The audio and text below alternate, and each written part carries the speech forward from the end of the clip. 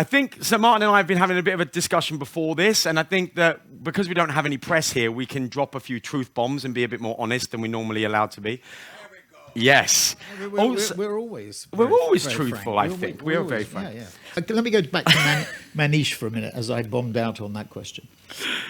So I was in a restaurant on the night of the Tottenham game, Ajax game. And you've got to understand that Media Monks, which is one of our companies, our digital content company, is a Dutch company. So, and they have an office, many offices, but one of the offices in Abbot Kinney, in Los Angeles, which is really, it's a great office and great people. Actually, it's run by an ex-Ajax footballer who was dismissed from the Ajax nursery at the age of 18.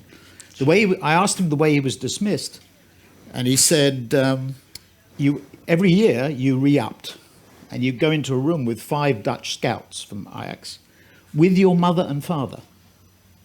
And they tell you whether you're going to be re-upped for a year or not. At the age of 18, they told him he wasn't. He was like Peter Crouch, very long and thin. His knees had gone. His mother is crying at the back, and he's told he's out. So anyway, so we watched the first game, and of course Ajax won, and I was in a fit of depression. I'm a long-suffering Tottenham supporter as well. But on the night of the game, I was having dinner with the guy who runs Google in India. And I looked at my phone. I'm definitely the accountant. This was really depressing, Manish's presentation. I look at my phone, it says 2-0. And I say, that's the end. I turn to the Indian guy and I say, that's the end of that. I get into the car and I've got a Ukrainian guy, a driver. And I won't imitate his Ukrainian accent. He says 2-2. I said, can't be. Let's get home. And we're listening to it on the radio. And we just get to my house and I'm getting out of the car, and it's 90 plus 5 minutes. And the Tongan had just hit the bar with a header, and everybody's groaning. And the commentator says the body language of the Tottenham team is such that it's all over. So I said, that's it, to Igor, the driver. I said, that's it, I'm out of here. And I go upstairs to my bedroom, it's 10:30 at night or something, and the phone is going crazy, and Igor's saying they scored. So I am definitely, this is the most depressing thing that I've heard for many, many years. I'm not the entrepreneur. I'm taking my grandkids and 2 of my sons to the game in Madrid, and I ran into the entrepreneur's trap. I bought my tickets on a German site. It's quite interesting, actually. You may not find this interesting, but I do. The UEFA distribute the tickets to the associations. 16,000 go to Liverpool, 16,000 go to Tottenham, and they distribute it to the German League Association, the Spanish, whatever. I got somebody to ring the president of Atletico to say, how do you get tickets?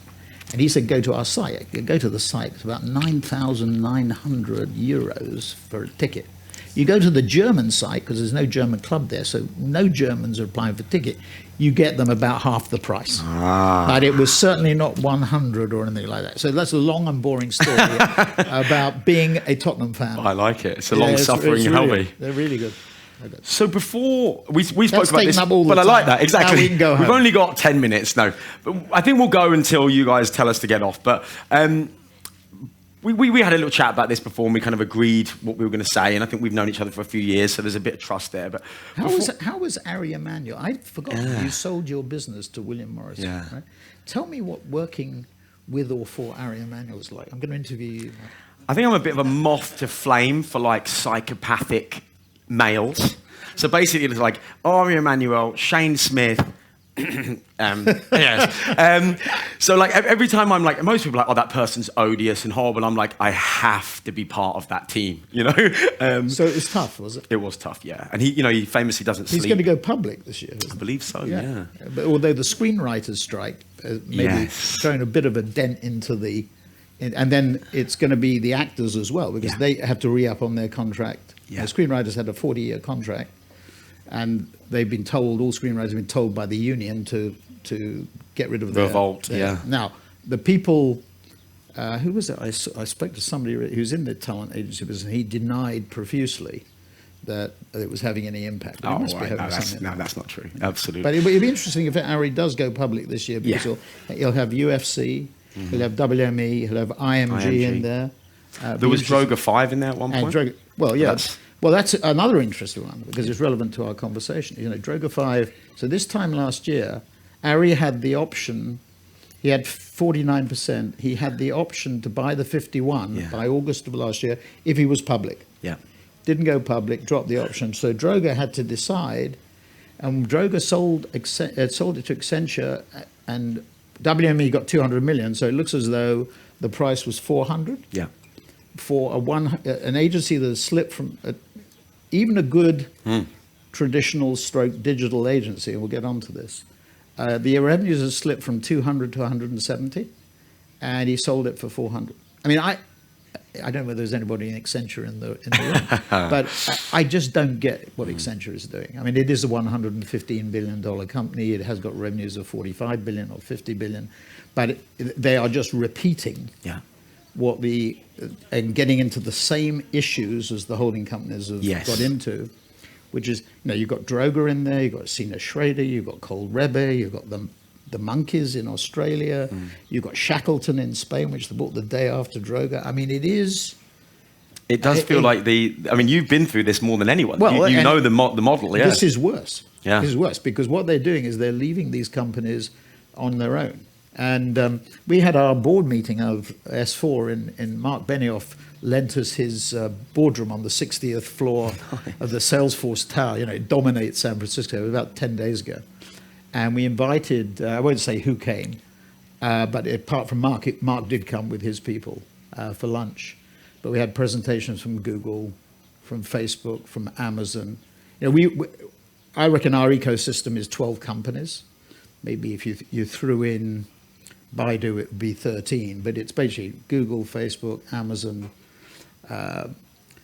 Tencent, Alibaba, Apple, Microsoft, the three software companies, Oracle, Adobe, Salesforce. And then you go really to IBM and SAP, and then maybe Baidu. Those 13 companies are the ecosystem. So at our board meetings, each board meeting we will have 4 companies that we come and see. But we asked the 4 companies because our board was really interested in whether that Droga thing was a sensible thing or not, what was going on. And one of the 4, the guy who heads the Americas of one of the 4, said it was just optics. That all Brian Whipple, who heads Accenture Interactive, was interested in was when he... Creative talent in the business. Yeah. You could say to a CEO, we're creative. Yeah. And of course, that's one thing that they ain't. Yeah. They are good. Truth bomb number 1. Yeah, they'd like to be, they are mathsmen, not madmen. And it's completely the reverse problem of what the agencies have. But what they do is they do get in to I'm going to say, be crude, the pants of the CEOs, the CMOs, the CIOs, the CTOs.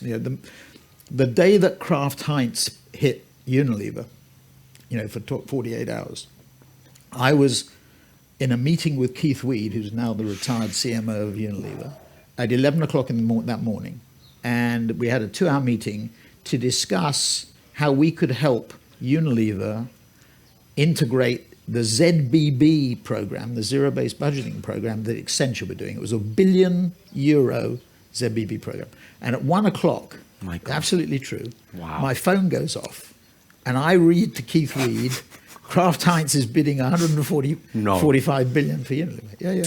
You read it to him? I read it to him. Now, he knew it was happening because Pullman was in Myanmar, actually. He had to fly back from Myanmar. And it only lasted 48 hours. But that's just, I think, an instructive example of the way they hit at the senior level. So the agencies have lost, to some extent, or they don't have, and maybe they haven't lost the contact at the CEO level, but they're not regarded as being, in digital transformation, they're not regarded as being true highly business partners, strategic enough. Yeah. They're seen as being tactical things. So for S4 Capital, at some point in time, and I have had conversations already with major consulting companies. The 4th leg, our model is what I call the Holy Trinity, which is first-party data driving digital content and programmatic.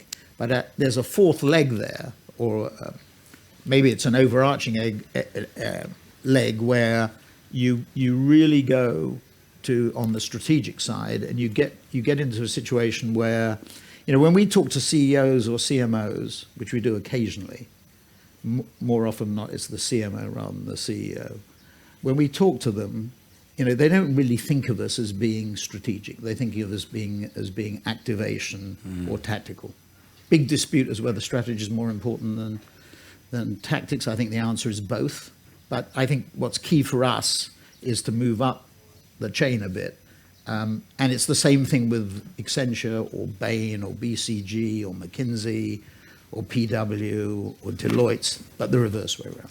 Interesting. So it's sort of so maybe there's, hearing it first, but and I'd love to hear a bit more about the model for S4, because it feels like it's not anything like what you were doing with WPP. Well, in a funny sense, it is, because we can discuss why I left WPP or whatever. We could, if we want. But the model, the S4 model, in a way, comes out of the entrails, if that's the right way of describing it, of WPP. So when I left, I'd written an article by a female partner at McKinsey, so we're doing some work together, and what she was, her hypothesis was, or her issue was, why is it that, it comes back to what Manish was saying about churn amongst the tech companies. You look at the S&P 500, you look at the FTSE 100, it's churned amazingly over the last 15, 20 years. The average life of a company, I think, is about 16, 17 years, something like that. So why is it there's so much churn? So there were three basic hypotheses she had. One was brilliant CEOs, and I'm very disappointed to tell you that it wasn't brilliant CEOs. Really, right. Number two was cutting costs, and I'm glad to tell you it wasn't cutting costs. The third was the obvious one, is go where the growth is.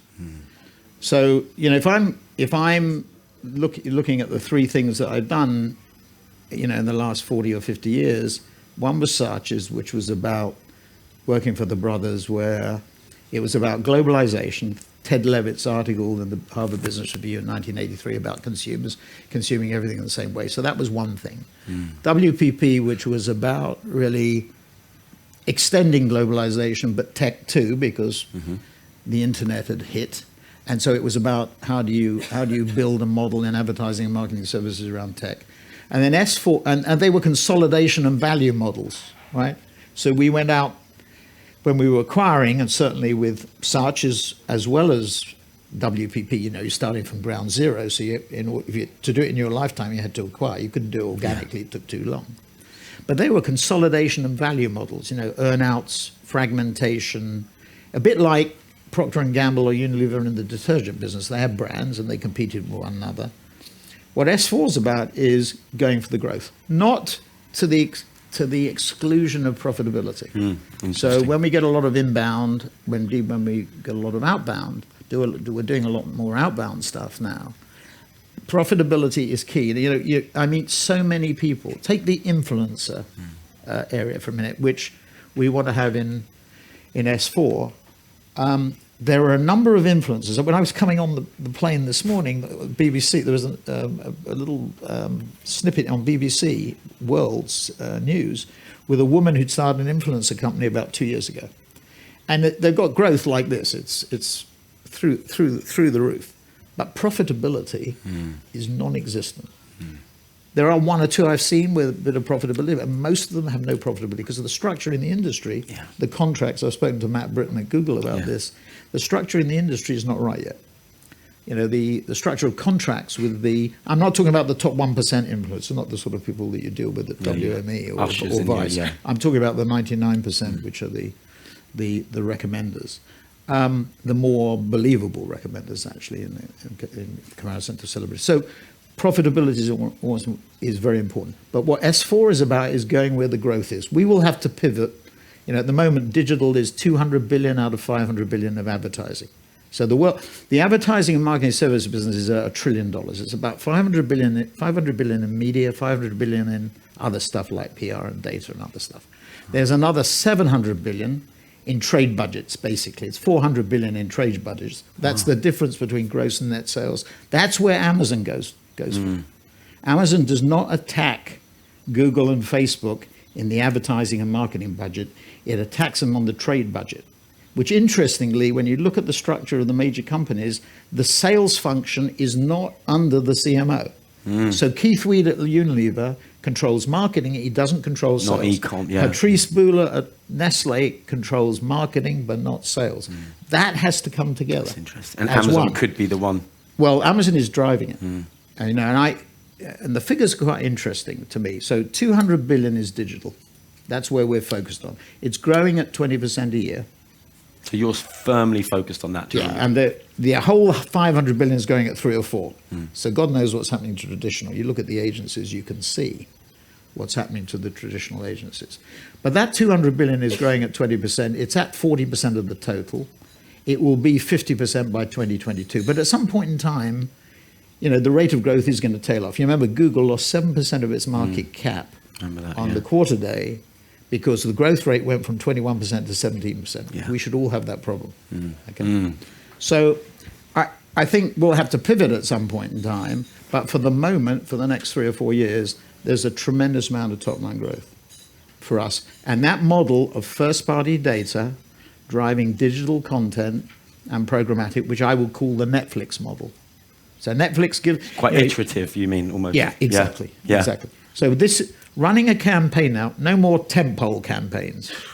No more tentpoles. That's interesting. Right. What it is always on. I've got lots of work I could have shown you, but we'll bore you to death. If anybody's interested, Martin at s4capital.com, I'll send it to you.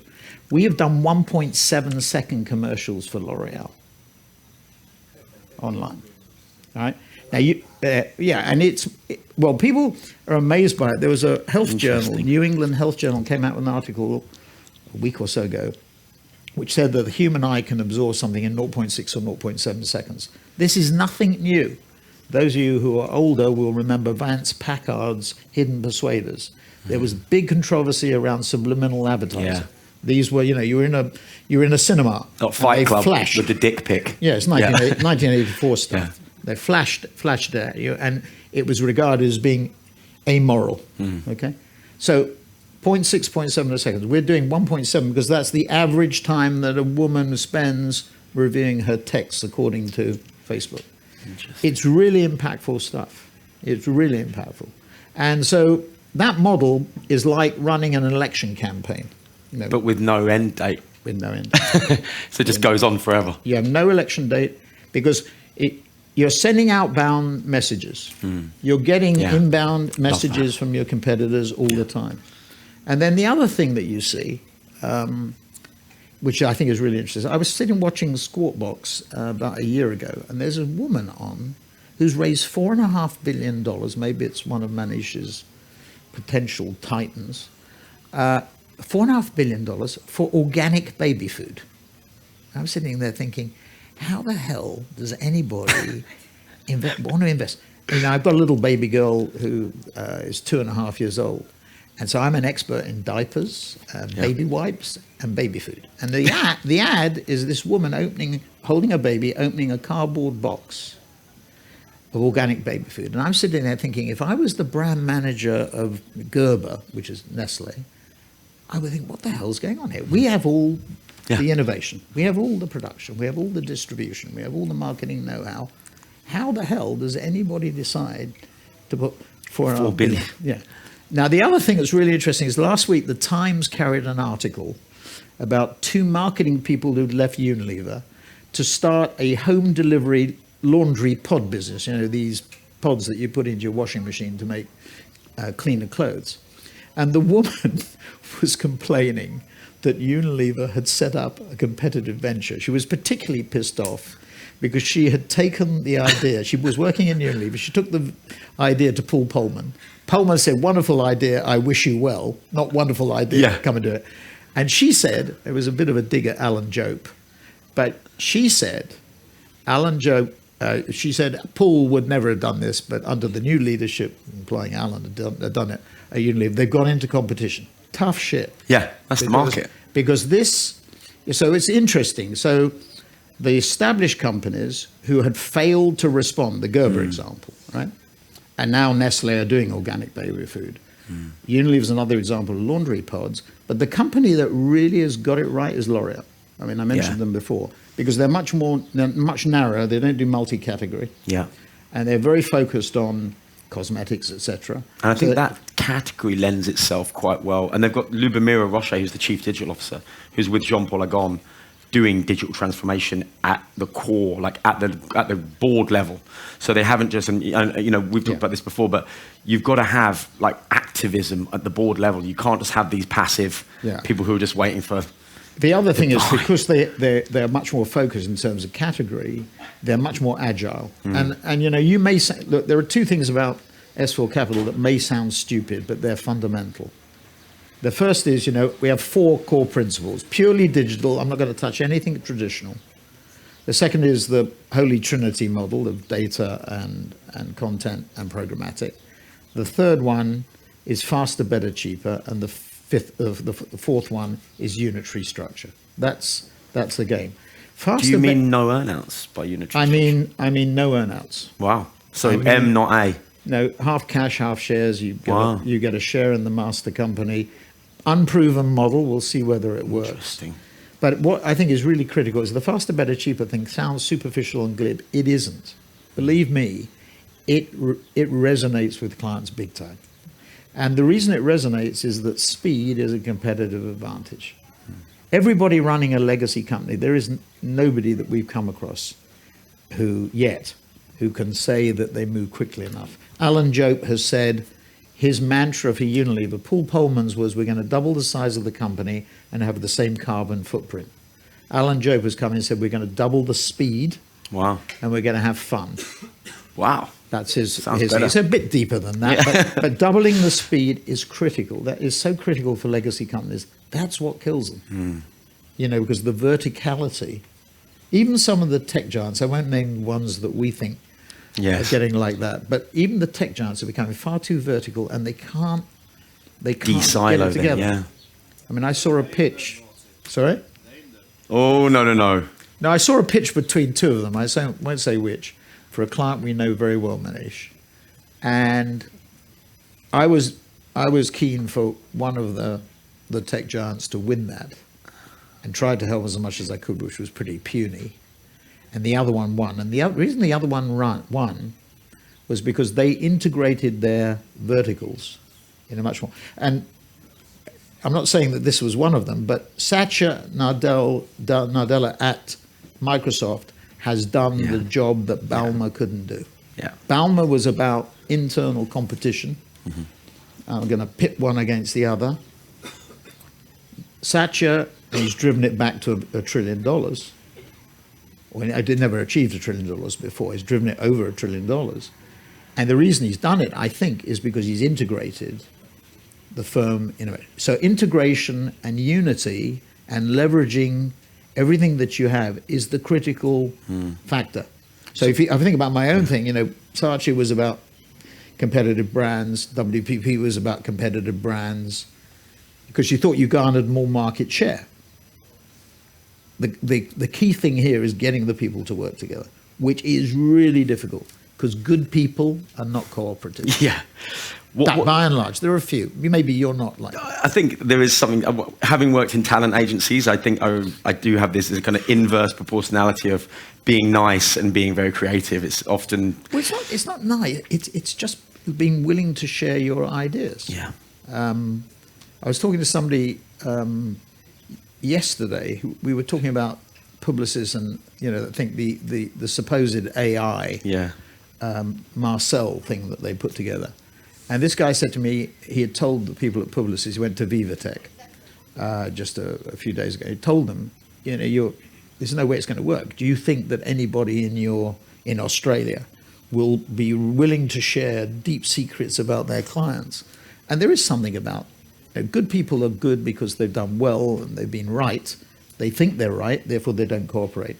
Very dangerous thing to say, because average people think that in order to be good, they have to be difficult. So you sort of defeat your objective by saying it. But it is true. So very few, there are some jewels that you find of people who are running a brand or a vertical in your company who integrate, and share knowledge, but they're very few and far between. I mean, specific examples. I don't know whether the application was made to Ogilvy or J. Walter Thompson, but Shelley Lazarus, who ran Ogilvy, was superb, is superb.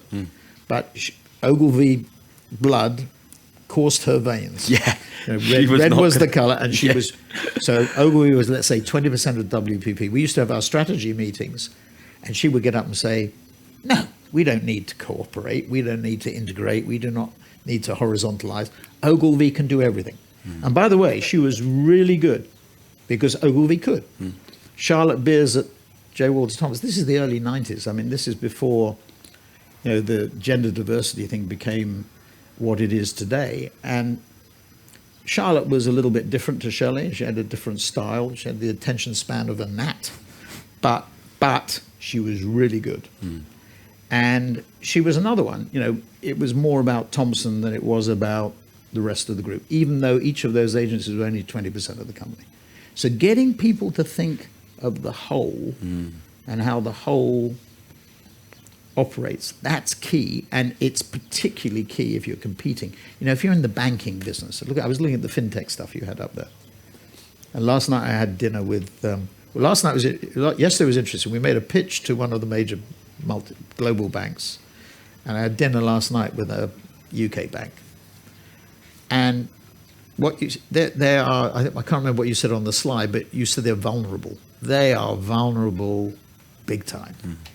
I'll give you a good example. So data is key, and integrating data in the bank is key. There's a consulting company, who I won't name, their revenues are 14 billion. You may guess who they are. They get $400 million a year in consulting fees. Its biggest client from a big bank who spends 10 to 11 billion a year on IT. And they get the consulting fees to maintain the current system, to keep it going, all the different platforms. Why? Because nobody at board level, or the board, is prepared to take the hit. Put the capex to change it. Well, it's the write-off. Yeah. Right? Because you've got all these bloody systems, they're grown by acquisition. Even when they've grown organically, you have separate systems. Nobody has the courage to take the hit. And you have to do it. There's no way that these institutions, everyone in this room is customers of these banks. You know how appalling it is to open an account, to close an account, the regulation to move money, to pay 10 quid in Spain. You have to do a call, they have to call you back and everything. I mean, it's hopeless. Do you see that as the battle royale of the ultimate, the data? The data is battle. Control of the data. So let me give you the Nestle Starbucks example, which we launched Nestle Starbucks in a month. So faster, better, cheaper, a good example. We went online, we were we won the assignment on Christmas Eve, and we were in market the end of January. The roots of that was a problem between Nestle and Amazon. So what happened was this: Nestle had those capsules, the Nespresso capsules. So this is pre-Starbucks. They have these capsules. They're ideal for Amazon because they're low volume, low size, small size, high value, 40% gross margin. So for Amazon, it's a perfect product. They're gagging to have it on their platform. Nestle get into an argument, a contractual argument with Amazon for 18 months. They finally agree that the data share, if it goes on the platform. Goes on the platform, Amazon reneges. Jesus. Nestle goes back to Starbucks, has had a 4-year agreement, and negotiates a deal, and this is amazing to me, that is in perpetuity. So they pay $7 billion for the retail rights to Starbucks capsules, and it is in perpetuity. The other thing, which the street doesn't understand yet, but is really powerful, is if you go into a Barnes & Noble, you'll see a little Starbucks. It says, "We proudly serve." It's a smaller Starbucks than the big box stores, and it has a smaller menu. That is under the control of Nestle now. Wow. As part of the deal. Is this about getting back to data and so they go then? contact? So they do the deal with Starbucks, Yeah. right? And by the way, everybody else, Pepsi, Coca-Cola, Kraft, Jab, Keurig, they're all gagging for a deal with Starbucks because of the power of the franchise of the brand. They go back to Amazon and say, now what? And Amazon said, fine, they're on the platform now. And Amazon has their data. And Nestle have their Nestle Club. You go into an espresso store, you get the capsules, and they have the pattern. And then, with the baby, we had the Baby Nest machine, the milk machine, which is, again, is an incredibly valuable piece of consumer equipment if you have a baby. And you get that data as well. So now Amazon are sharing their data more, and Nestle are getting the benefit. So they're into the Nestle Club, they're getting data from it. That is the battleground. Yeah. So Unilever with Dollar Shave Club, Coke with that was Costa. $1 billion. That's a lot of money for that business. But I get what you're saying. But it's that's the principle. It's the principle. How can you have to back up and you have to think about what happened. The walled gardens, the walls in the walled gardens have got bigger. Right. So and do you think GDPR's made that even worse? GDPR has made it better for the walled gardens. The irony, it's the law of unintended consequence. It was meant to check Google, Facebook, Amazon.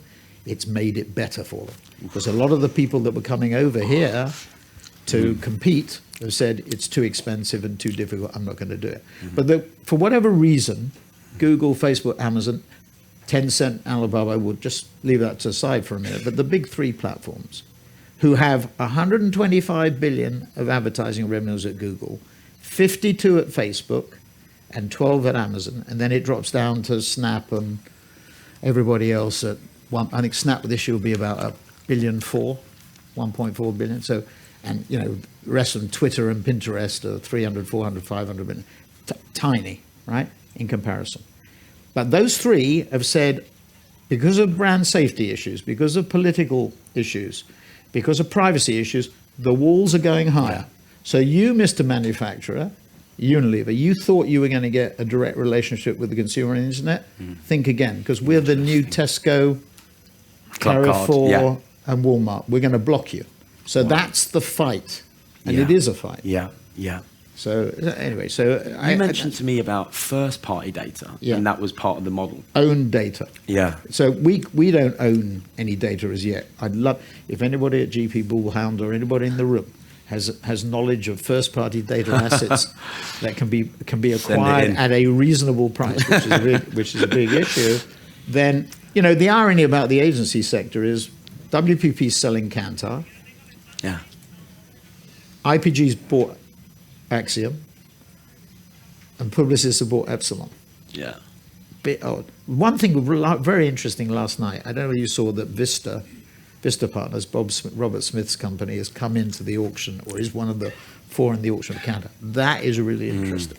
That, as a WPP shareholder, made me feel a little bit better. I've been rather depressed, but that made me feel a little bit better. Because Robert Smith is a real, in the context, I don't know how much you look at Vista Partners and what they do, he's a killer. He's a killer. He bought a company called InfoScout. We had 25% in, which analyzed Cisco and, Costco and Amazon data, which Nielsen was failing on. And it had 12 million of sales, was losing about 4 million. He paid 150 million for the company, absorbed it onto his software platform. Because what he does, he has basically a software platform, and all of the companies he guts. It was really interesting that he's in that auction, because I think he may have, he's got some a cloud investment that they're saying links well with Kantar, but he might have something that the others, some Apollo SaaS and Bain that's interesting. and Platinum, don't have. That's really interesting. So anyway, but it's just interesting that WPP is getting out of it at the same time as, and then Dentsu bought Merkle as well, which is a very good asset. So if you're an entrepreneur that wants to stay entrepreneurial, isn't looking to be acquired, and has data, call this man, basically. And look, we haven't got too much time left, so the chairman is getting I've been lucky enough to know you a bit more personally, but why, look, it's not normal behavior to start a company when you're 74. I had nothing else to do. That was what I wanted to ask you. What is driving you? Why don't you just chill? It's not no. Well, I've seen people who have chilled, as you put it, and they become they vegetate and they become vegetables. Yeah. And then the alternative is to do That's a good portfolio. point. Yeah. And portfolio. I'm not the sort of person. I've sat on a couple of boards. I sat on F1 for 10 years, which was probably CVC's best ever investment. And I hope this doesn't go any further, but it will do. They didn't do anything to the business. Right. Yeah. I mean, maybe it was a special situation because Bernie is such a charismatic, if I put it that way, character, and Bernie was about total control and did a very good job. Not take anything away from it, but they didn't really interfere. What they did was refried the beans. They basically, interest rates came down. They just refinanced. I mean, I just tell you one amusing story. So I go on the board 11, 12 years ago, whenever it was. It's now part of Malone's, one of Malone's verticals, Liberty Global. I go on the board, and I think this is correct, but it was it's roughly correct. So they signed and exchanged, and we had the first board meeting in Jersey, and I'm sitting next to a German banker who is one cheeseburger away from a heart attack. Just physically, you can imagine. Yeah. I shouldn't be accused of being a racist. And I apologize to any German bankers in the audience. Anyway, so we're sitting there, and the papers start to circulate. And this German banker was part of the syndicate that sold to CVC at what turned out to be a very low price, $3 billion or whatever it was, dollars. And he looks at the papers, and it's a refrying the beans exercise. Merrill Lynch are refinancing F1 to the extent that CVC went to negative equity immediately. So they have pulled out more money than they invested because they levered the investment. So the leverage, as interest rates were starting to fall, they took it down. And I think I'm right in saying that CVC either at the point of exchange or shortly thereafter went to negative equity. So they had technically had an infinite return. So, and I watched them do that, and they didn't really alter the fundamental nothing flow. changes, yeah. And one thing, personal point, you asked about personal. So a few days ago, you saw, some of you may have seen the ISS and Glass Lewis. What we've done at S4 is really, it's a private equity model. Because in addition to the ownership that we have, and everybody has, we have a carry on the company. It's a 15% carry, effectively, above a hurdle rate of 6%. So as long as the 6% compound return, 15% of the equity will go to the management. Yeah, right? Interesting. Will go to the management. Interesting, right. So that was criticized by ISS and Glass Lewis. And what we're trying to do, in a way, is a private equity model in the public listed sector, because ISS and Glass Lewis and the institutions can't get their mind around that. Although there are some really interesting examples of America which are exactly the same, and where the big institutions who conform to Glass Lewis and ISS's recommendations invest in those companies. Yeah, and they like that. Yeah. So I just want to say that I think this is a really fundamental problem. Because private equity does not get any heat from Glass Lewis and ISS, obviously, as a result of this. But I think in time, if this movement of corporate governance grows, they will do. I mean, just to give you, the numbers are extraordinary. For the last 10 years, private equity has raised $500 billion each year. They lever it up, let's say, 4 or 5 times. So you're talking about let's say it's about $3 trillion a year. That's being pumped into private equity investment. No overlooking from a corporate governance point of view. The public sector, the listed sector, get criticized on compensation. It's wrong. It's fundamentally wrong. I mean, if you believe in the capitalist system, it's fundamentally wrong. If you're worried about inequality, etc., which we should all be worried about, because it has implications for the system, you can redistribute through tax, through capital gains tax, through income tax, whatever it happens to be. But the attitude is wrong, and it has to change. I like that. And otherwise the heat on private equity will increase. I think we've got Anyway, that's it. 3 minutes. Okay. What happened to the German banker? I don't know. He wasn't the one that went to jail. Remember, there was one who did go to jail. Remember? I canvassed a few questions Yeah. whilst drunk last night. So quick fire, one word or a couple of word answers. We don't do one word. A book you'd recommend to these good people. There's the theory of This is really abstruse. The theory of managerial capitalism. Of course. I struggled with economics at Cambridge, and there's a guy, one of the dons, left-wing don, communist, Robin Maris, wrote a book called The Theory of Managerial Capitalism. He was so delighted I mentioned it a few years ago that he took me for dinner at Hakkasan, and he republished the book, actually. Right, please buy this guy's book because no one's buying it. Yeah. It's as boring as hell, but it made It's amazing. It made a tremendous impact on me on the separation between, which I fundamentally believe, and it comes back to the point I just made. The separation of ownership and control is the fundamental problem. You have to unify. Lehman, That's interesting. Jorge Paulo Lehman. I was doing a corporate governance session at the Microsoft conference. He sat there for an hour. Didn't say anything. And at the end of it, I said, what do you think about corporate governance? He said, I don't believe in corporate governance. Corporate governance is giving management, not giving management, having management invest in the company. It's the Buffett. Yeah. You don't give an institution a call on your stock at zero cost for 10 years. Why should you do it with management? So I think that book just emphasized that separation is the fundamental issue. Interesting.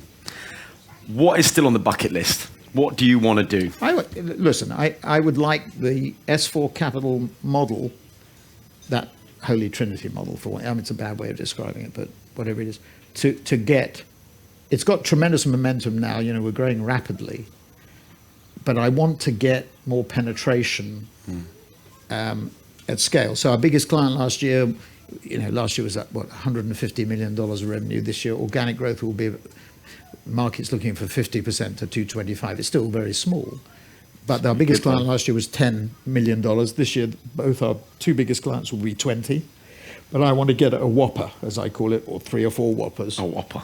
So it's to prove that model works at scale. That's the key. Like it. Okay, so do I. One final one.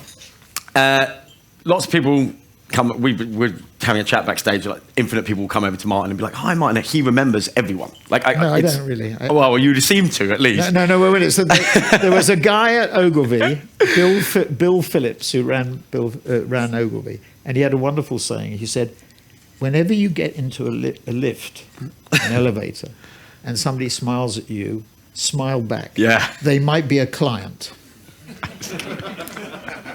So it was very good. So. The other good one is don't say nice to meet you, always say good to see you. Because they'll be like, we've met several times. Who's been a mentor to you? My dad. Yeah, that's an easy one. Who's never been replaced. I mean, he died in 1989. And I had a lawyer in New York who died of cancer in 2002, Phil Reese, who came close. But I used to speak to my dad. This is before the age of mobile phones. I'm not exaggerating, 5 or 6 times. And he was a day, 5 or 6 times a day, even in the teeth of hostile takeovers with so-called with JWC and Ogilvy. So, and I think everybody. I mean, Manish had some messages for entrepreneurs. I think everybody has to have somebody. Doesn't have to understand the mechanics of the industry that you're in or the business that you're in, but has your agenda at heart. Because everybody inside the company has their own agenda. So you have to have somebody has your interests at heart, can give you dispassionate advice. My dad's great gift. He had 2 great gifts. One, he understood people inside out. He was he ran a radio and television retail company. It was at 750 stores. In its day, it was the leader in the UK in the 50s, the 60s, and the 70s. So he understood people. He was a retail salesman, so originally. So he understood people inside out. The other thing he had, which was incredible, was an ability, although he did a lot of stuff, to devote time in a balanced way. So if there are 3 sort of circles in your life that collide, family, your career, and society. You know. He managed to devote time in an ordered way, and yet do everything. There are very few people that can do those three things. He managed to do it. I certainly have not been able to do it. And I get pulled from pillar to post, and I can't devote the time that I'd like to certain things. He always had enough time, no matter whatever he was busy. So, however busy he was. So I think his understanding of people, I won't bore you with it, but he would give me a word that and this is absolutely true. He would give me a word to insert into a conversation which would trigger an emotional response or a response from the person I was talking to get the desired result. It was incredible. What? Incredible. No, really incredible. Absolutely Wow. incredible. Yeah. And now he was, he had to leave school at 13. He had no formal education, knew the Talmud inside out, knew Shakespeare inside out, could recite speeches from Shakespeare to his dying day. And I'm not saying, you know, friends, Romans, countrymen, lend me your ears. I'm talking about the whole bloody speech. Henry IV, Henry V, Richard III, Julius Caesar, Midsummer Night's Dream. I mean, incredible. Wow. Because in those days, you know, you were in the East End of London and you were the son of a Russian or Ukrainian immigrant. What you did was you didn't have the web or whatever. You had the Talmud to read and you read Shakespeare, even at the age of 9, 10, 11, 12, 13. And then you had to go off and earn a living because of the family. So that's very powerful. And, you know, my one regret about my father is he never got the opportunity to do what he was capable of. Yeah. So he in his own mind, I mean, he did brilliantly from where he came from, but he underperformed, I think, his own expectations and what he could have done. Anyway. It's brilliant. Thank you for being so honest. And Thank that's, you. guys, unfortunately we're out of time, but thank you, Mark. Thank you. Fantastic. Brilliant. Okay.